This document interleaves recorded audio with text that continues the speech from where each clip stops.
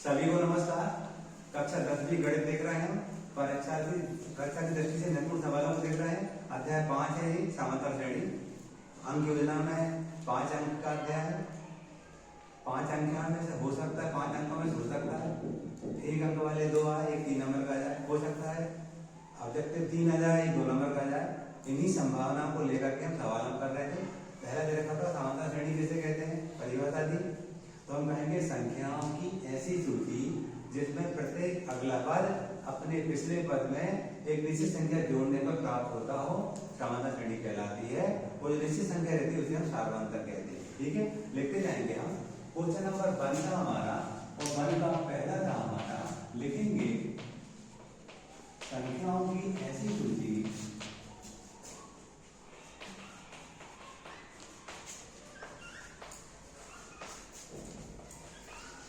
जिसका प्रत्येक अगला पद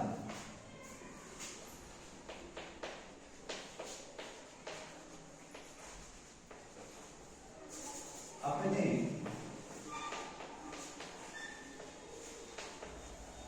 पिछले पद में एक निश्चित संख्या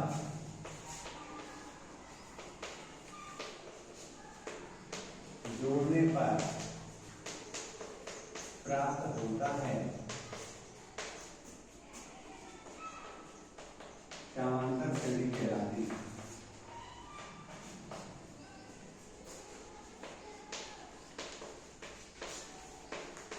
निश्चित संख्या को हम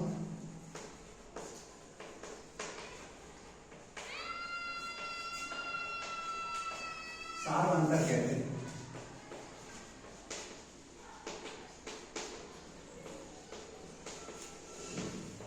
क्वेश्चन नंबर 2 का हमारा सार्वंतर धनात्मक ऋणात्मक या शून्य हो सकता है।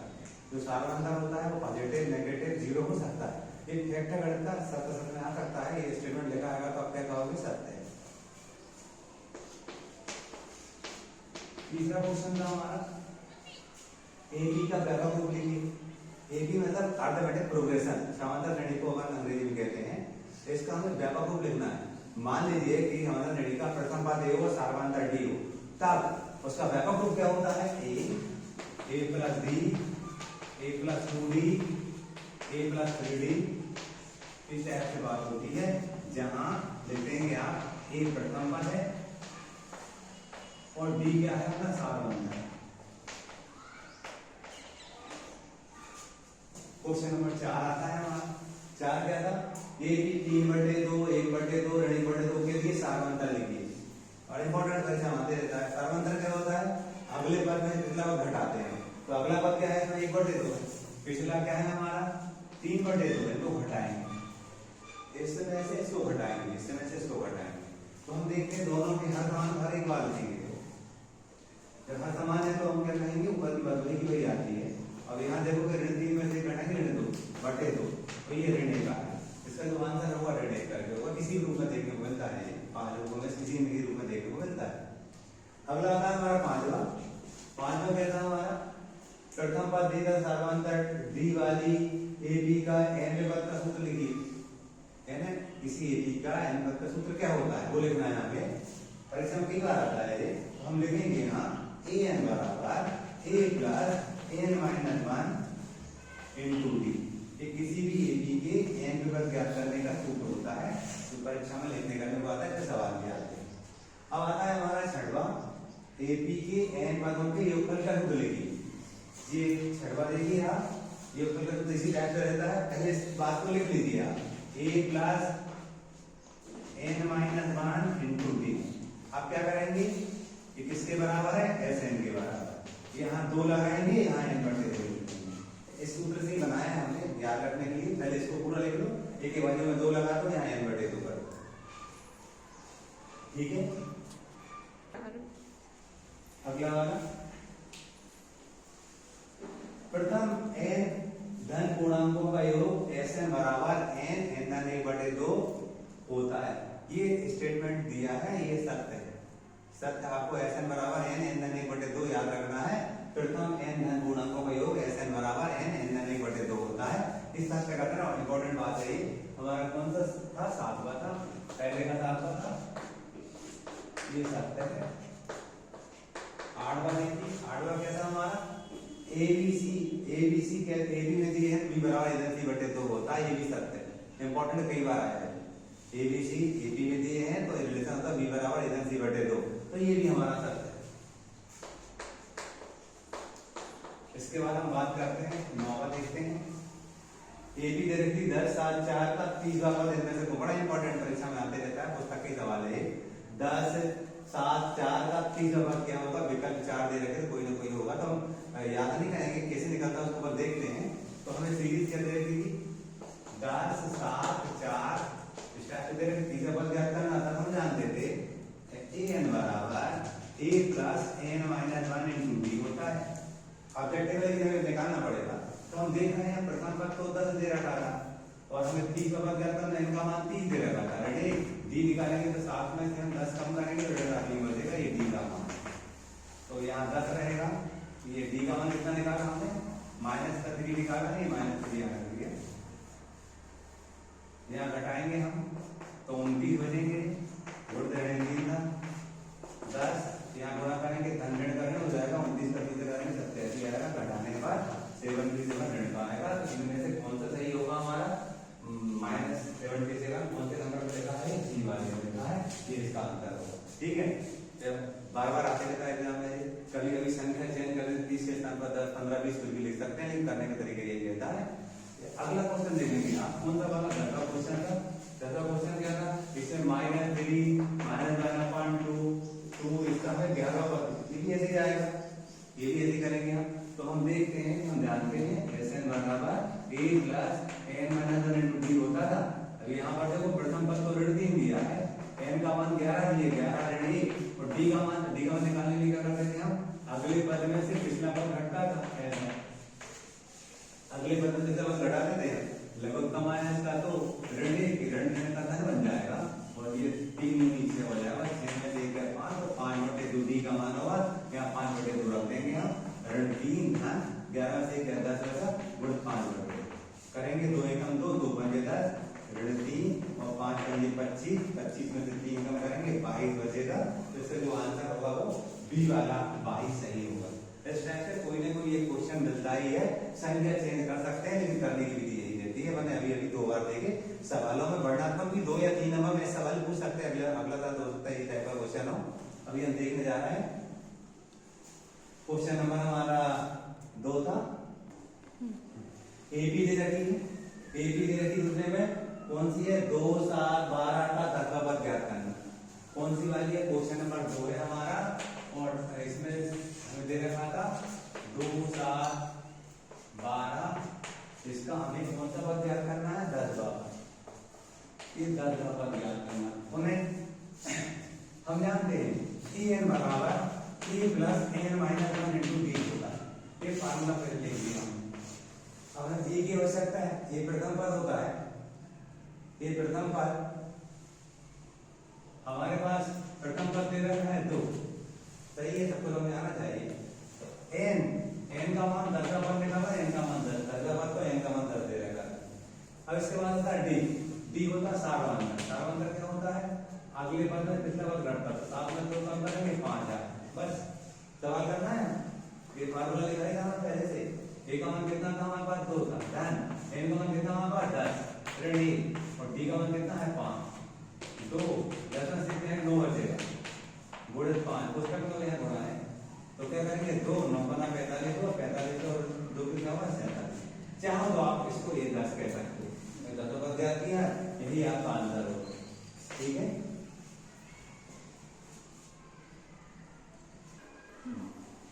क्वेश्चन हमारा तीसरा था, बड़ा सरल है, ये 2024 में आया है, तो कितना साल 2 नंबर में आया है।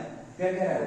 0 -4 -8 -12 ए बी में है, बताना है कि ए बी में है कि नहीं। क्वेश्चन नंबर 3 की बात कर रहे हैं हम, हमें दिया था 0 -4 -8 -12 इस तरह से अन्य पद है, बताना है ए बी में है, कितना सरल था। ए बी में है नहीं बताने के लिए क्या करना पड़ता है? कम से कम 2 जगह से हम सारवांतर ज्ञात कर लेते हैं। यदि सारवांतर एक जैसा आता है तो ए बी में नहीं आ रहा, तब नहीं है। सवाल दूसरा भी चेंज हो गया था। करने का तरीका क्या होता, 2 बार अंतर निकालो, कॉमन डिफरेंस निकालो। कैसे निकालेंगे देखना, 4 अंतर, अगले पद में से पिछला पद घटाते हैं, इसमें से इसको घटाते, कितना आया, ऋण 4।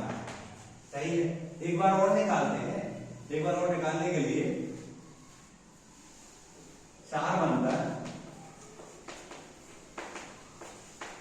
अगला है ऋण 8, ऋण पिछला पद ऋण 4 उसके लिए, तो ऋण 8, ऋण का धन 4, तो ऋण 4 ठीक बचेगा। ये दोनों एक जैसे आ रहे हैं ना, तो ले देंगे ए बी में, क्या लिख देंगे, ए बी में।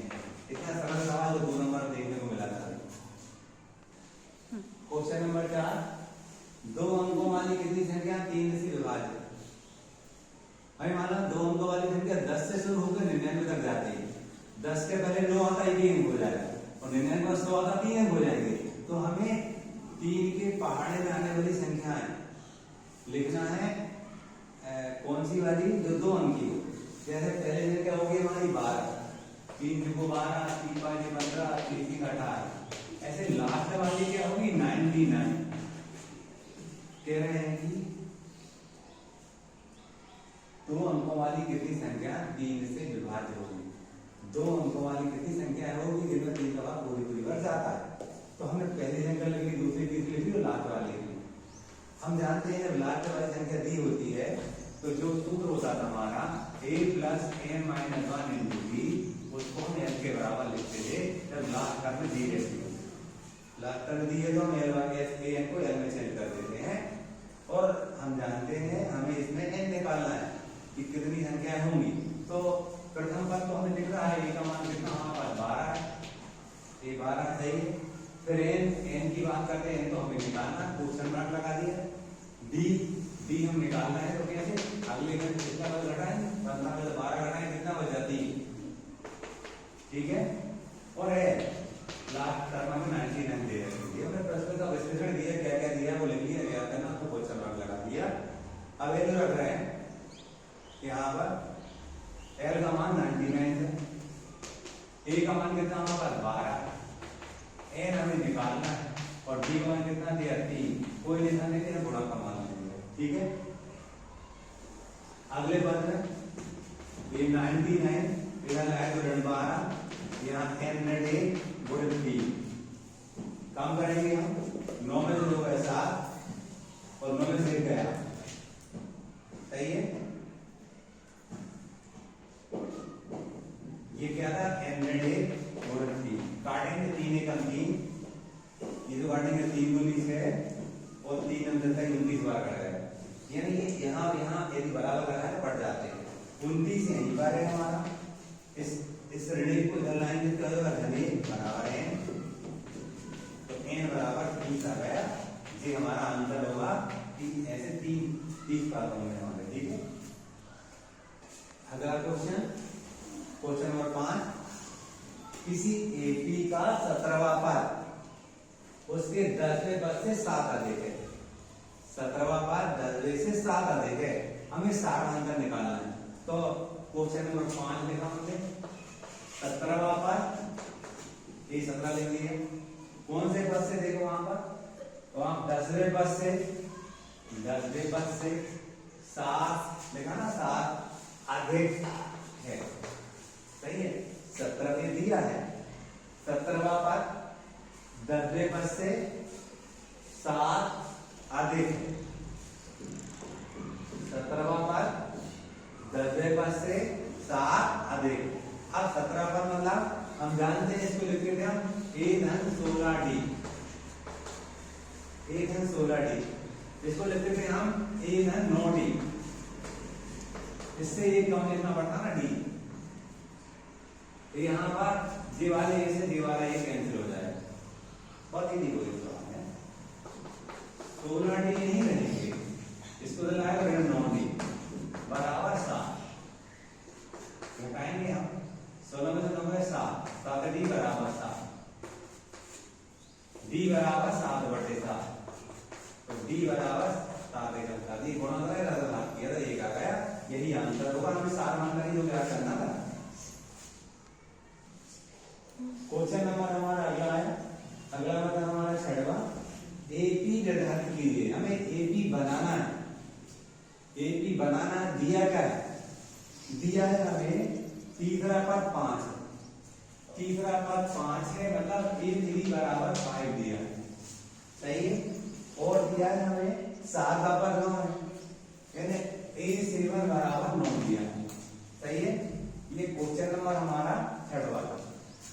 एपी बनाना है, हम जानते हैं एपी मतलब, एपी बनाना मतलब हमें समझ में ही बनाना है। और बनाने का सूत्र क्या होगा था हमारा, a plus b a plus 2d, ये एपी को दीजिए हमारा। तो हम क्या करेंगे, हमें a और d मालूम रहेगा तब तो हम कर पाएंगे। तो इन दोनों दी हुई बातों से a और d निकालेंगे। कैसे निकालेंगे देखना, a3 का मतलब होता है a प्लस 2d, समीकरण नंबर a7 का मतलब होता है a प्लस 6d। अभी अपन पिछले साल में देखा था, तो इसको लिखा मैंने a प्लस 6d बराबर 9, समीकरण नंबर 2। इन दोनों से हम a और d के मान निकालेंगे। कैसे, विलोपन विधि से अध्याय पिछले अध्याय में देख रखी है, अध्याय 3 में देखा था विलोपन विधि, हमें वही लगाएंगे।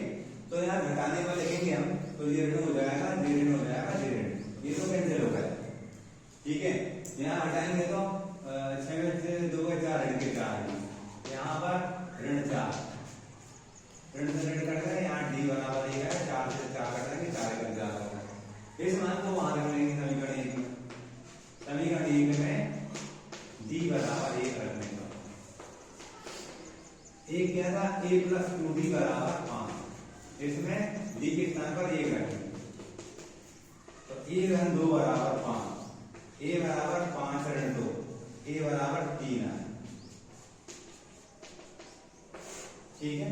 अब ये a और d में ले आते हैं, सीरीज बन जाएगी। हमें a भी चाहिए ना, वो कह रहे हैं कि a भी निर्धारित कीजिए, बताया गया कीजिए a को, तो a भी हमारी क्या होगी, वो a का मान था हमारे पास 3, काम 3, d का मान था 1, यहाँ 3, और ये का मान था हमारे पास 3 धन 2, d का मान था 1, तो 3 3 और 1 4, ये 3 2 1 2 हो गए, तो इस सेक्शन को लगाएंगे 3 4 ये 5 होगा, इसे n पर लगाएंगे, ये आंसर होगा। इस प्रकार से कर देगा, इन दोनों को हल किया, a और d मिला, a d को इसमें रख दिए तो आंसर आ गया, सीधे आगे, ठीक है। क्वेश्चन नंबर 7 है, एक एबी दे रखी थी 8 3 ऋण 2 के प्रथम भाज्य पदों का योगफल ज्ञात करना। प्रथम भाज्य पदों का योगफल, हम पहले योगफल का सूत्र लिखते हैं। हम जानते हैं Sn बराबर n बटे 2, हमें याद था ना तो मतलब वाला a plus n minus 1 into d याद था, इसमें यहाँ 2 लगा दो, क्लियर। अब हम मान देखते क्या है, मेरे को यहाँ दिए हैं वो देख के रखते हैं।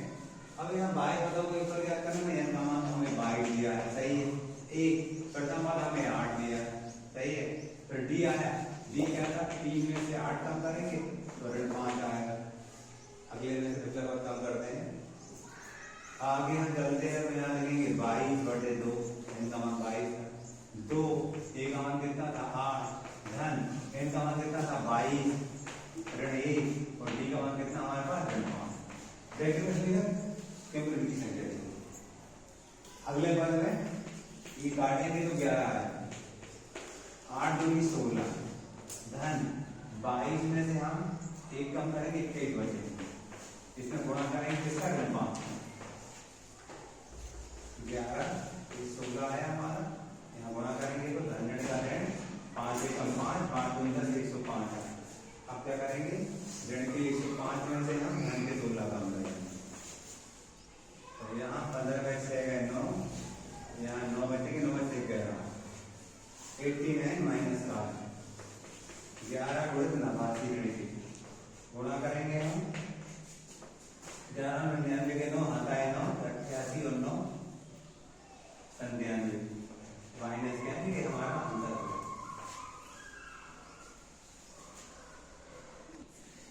क्वेश्चन नंबर हमारा 8 था, प्रथम 1000 धन पूर्णांकों का योगफल क्या है। अच्छा क्वेश्चन है, बहुत सारे 1000 प्रथम 1000 धन का पूर्णांकों का योगफल ज्ञात करना है। मतलब क्या करना है, 1 2 3 इसका कहां तक 1000, इनका हम योगफल करते हैं, योगफल कितना होगा? जब अंतिम पद दिया होता है तब ये योगफल अलग हो जाएगा। तो क्या होता है? Sn बराबर n/2 a प्लस n होता है। जब अंतिम पद दिया होता है तब योगफल का हम केवल लगाते हैं। ठीक है, अब हम यहाँ देखते हैं n का मान कितना 1000 है ना, 1000 का योगफल ज्ञात करना है। a प्रथम पद कितना है? 1 है हमारे पास। l ये भी 1000 दिया हमने पास, बस यहाँ मान रख लो ये 1000/2 a क्या था हमारे पास 1 और l क्या था हमारे पास 1000। काटेंगे 500 आए, जोड़ेंगे तो 1001 आए। इन दोनों जोड़ा गुणा कर दिया हमने तो 200 लगा दिया, कितना सरल दबा 5 एकम 5 5 दूना 4 5 दूना 4 और 5 एकम 5 ये उत्तर होता है। और इजी क्वेश्चन है, इंपॉर्टेंट भी है। क्वेश्चन नंबर 9, क्वेश्चन नंबर 9, यदि किसी एपी के प्रथम 14 पदों का योगफल 1050 है, लिखा है तथा इसका प्रथम पद 10 है तो 20 पदों 20 का पद ज्ञात कीजिए। हमें 20 का पद ज्ञात करना है और क्या दिया है वो भी हम बात करते हैं। हम जानते थे किसी भी श्रेणी का n पद निकालते हैं, हम लगाते हैं an बराबर a plus n minus 1 into D. अब b का पद ज्ञात करना था, ये 20 लिखा तो ये तो 20 लिख लेंगे हम, लेकिन हमें a और d और चाहिए, तो जो दिया उससे निकालेंगे हम। हमें दिया ना प्रथम 14 पदों का योगफल 1050 है, यानी हमें S14 का मान 1050 दिया था। हम सूत्र जानते थे, सूत्र क्या होता है? n/2 यानी 14/2 है। मैं पहले फॉर्मूला लिख दूं n/2 2a plus n minus 1 into d। ये हमने 1050 दिया था, ये Sn का फार्मूला लिख दिया हमने। अब ये n का मान तो 14/2 लिख दिया। 2 यहाँ प्रथम पद दे रखा है, प्रथम पद 10 दे रखा है, तो हम a के स्थान पर 10 लिख देंगे। यहाँ पर 14 डी नहीं मानो, ये 1050। यहाँ काटेंगे 2 एकम 2 2 7 ये 7 इससे कट जाए, काट सकते हैं 7 एकम 4 7 एकम 4 7 पन्ना 35 और 7 पन्ना 9। ठीक है, अगले पद में 10 दूनी 20, यहाँ 14 में से 13 डी बराबर 150। यहाँ पर 13 डी बराबर 150 डी 13 डी बराबर 130 घटाया तो डी बराबर ये 10 आ जाएगा, 10 बार कट जाएगा, 13 में 130 होता है 10 आ जाए। बस यहाँ 10 रखते हैं कि ए का मान तो हमें 10 दे रखा था और ये डी का मान भी हमें 10 ही मिला। तो 10 यहाँ घटाएंगे तो 10 कितने बचेंगे? 19 और 10 था 10 और अगर 190 जोड़ने पर 200 है। ये हमारा आंसर। ठीक है, ये क्वेश्चन नंबर 9 था। कोई ना कोई क्लियर कर दिया है वो क्वेश्चन है।